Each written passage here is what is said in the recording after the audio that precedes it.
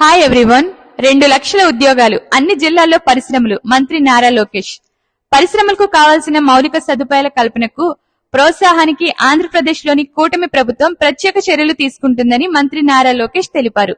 విశాఖలో నిర్వహించిన CII infrastructure సదస్సులో పాల్గొన్న నారా లోకేష్ గారు మాట్లాడారు. ఆంధ్రప్రదేశ్లోని అన్ని జిల్లాల్లో పరిశ్రమలకు అనువైన వాతావరణం ఉందని, విశాఖ రీజియస్ లో మౌలిక సదుపాయాల కల్పనకు కూటమి ప్రభుత్వం పెద్దపీట వేస్తుందని మంత్రి నారా లోకేష్ అన్నారు. గ్రీస్ ఎనర్జీ విషయంలో రాష్ట్రంలో నూతన విధానం అందుబాటులోకి తెచ్చామని, ఐటీ ఎలక్ట్రానిక్స్ హబ్ గా విశాఖపట్నం రూపుదిద్దుకుంటుందని లోకేష్ తెలిపారు.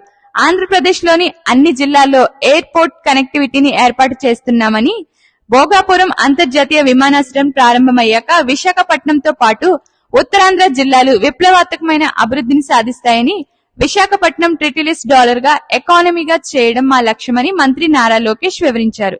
ఈ